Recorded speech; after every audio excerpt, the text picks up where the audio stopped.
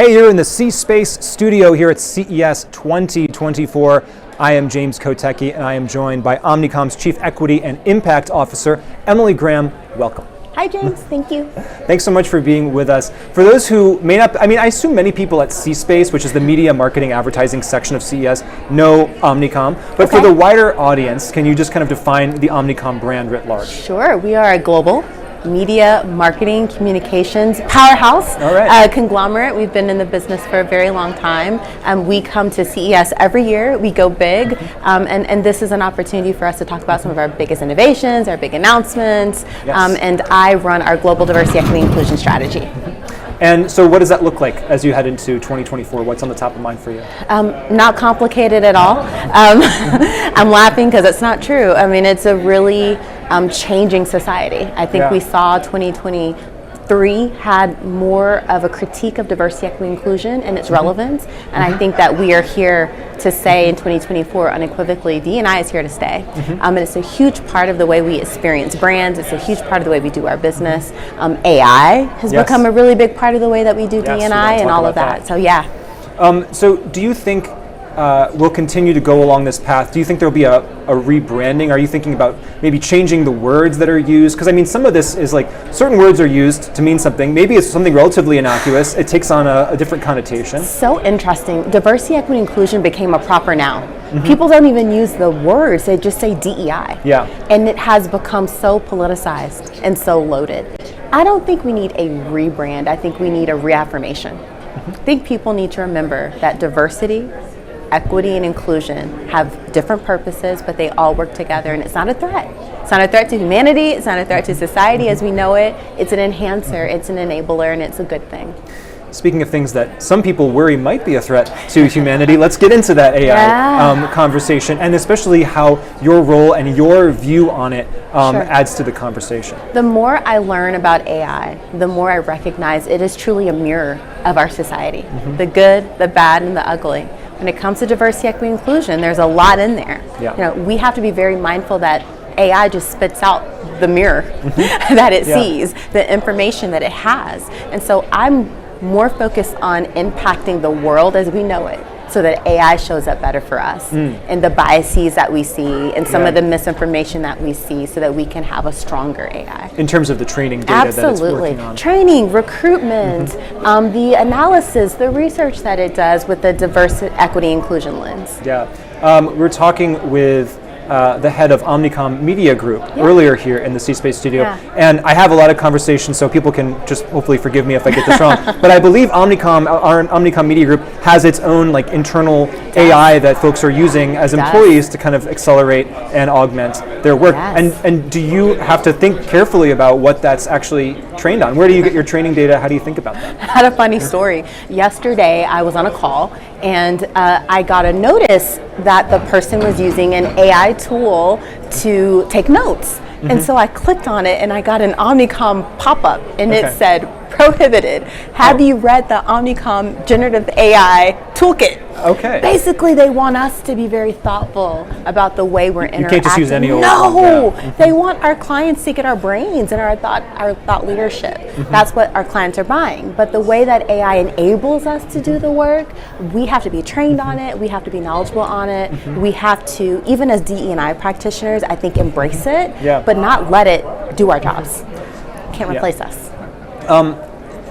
How do you think about playing defense versus playing offense here? What I mean is, you know, you could be playing, and maybe you do have to do this to an extent, whack-a-mole with, okay, don't train on that data, don't use that tool because it's just not going to get us the results that we want.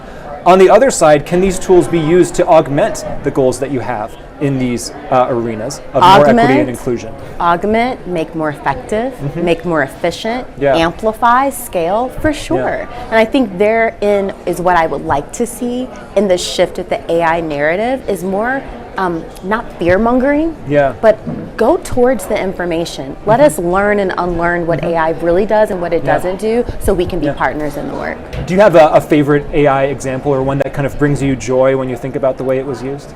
You know, I really love what Google is doing. I think Google Pixel has been phenomenal in bringing light to the different skin tones and shades that have been, kind of not seen on camera. I think what they're doing with shadowing and images and all of that is phenomenal. I think the beauty industry has really started to recognize, maybe first and foremost, that we need more representation and that people want their identities to be seen. I also think everything that I'm seeing around disability, whether it's vision impaired or whether it's hearing impaired, I see brands being far more thoughtful about the way they're bringing people into experiences and not leaving them out. I read something about the AI divide. This ability for AI to either connect or divide us based on how it levels people up, and I think those are examples of that. Something that my wife often reminds me is that when technology is used to bring more people into the conversation, it's not just those initial people, like for example, let's say closed captioning. Maybe people who aren't hearing impaired also just prefer that they have an option to have closed captioning, right? I'm a closed caption That's just one enthusiast. simple example, but it's another example of how it can be kind of seem politicized or scary, but really what it means is bringing more people into the conversation, and everybody benefits as a result. Everyone does, and like I said, I'm a closed caption enthusiast. It helps me understand, but I also think closed captioning with language and accents and cultural nuance is something that's even more powerful with AI.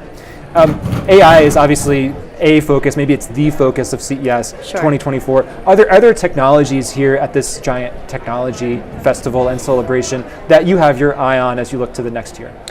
I am looking for everything that starts to enable those who have those hidden invisible disabilities. I'm looking forward to going to the convention center and walking around and seeing all of that technology. I think that's really, really important. AI is so focused right now on the things we can see, but there's so much that we can't see. So much of a visual component. There's so much we can't see in disability and bias that I think we need to think about. I'd like to do a fill in the blank exercise if we could. Okay. And take this however you want, but 2024 will be the year of blank. Radical collaboration. And when I say that, I mean people you don't know, that don't think like you, that don't look like you. In order for us to solve really bad, hard problems, we've got to radically collaborate. We've got to break down the silos of what we're used to, and we have to get used to kind of rubbing elbows with and bringing people to the table that are different than us. It's going to be important. And maybe to the extent that you are even in an argument about the efficacy of DEI.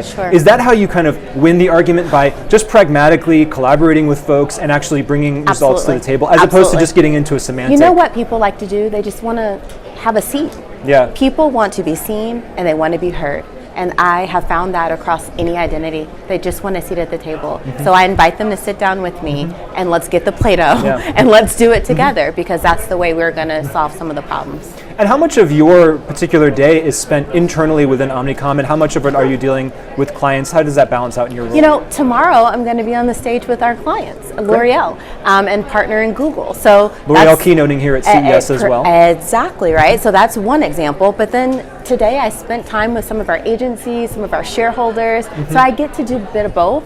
I love that, because I believe being integrated with our clients is really what unlocks the potential for us to make D&I really work. Is there something outside of your industry that inspires you? I was just talking about this. So I watched about a 3-minute segment on Instagram today from a momfluencer who was 9 months pregnant, and she walked people through her postpartum drawer in her bathroom. I am not pregnant. Like what she was preparing for. She was preparing for, and it was fascinating to me that everyday people can become micro-influencers and really just be authentic. If there's a theme, if I have a second word to fill in the blank about what 2024 is, it's about authenticity. Just real, simple people. I was so captivated. I spent like 15 minutes reading the comments and watching her products. And it is it's enriching to get into someone else's head, right? Even if that's not the experience that you're having. It's exactly what makes our world so rich and makes DE&I so important. Getting in someone else's head. So.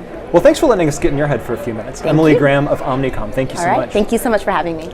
And thank you so much. This is the C Space Studio here at CES 2023. We are live on Facebook, LinkedIn, YouTube, and X, formerly Twitter, all those CES channels. If you're watching us live right now, just keep it here, because more great conversations are just ahead from CES 2024. I'm James Kotecki. Stay with us.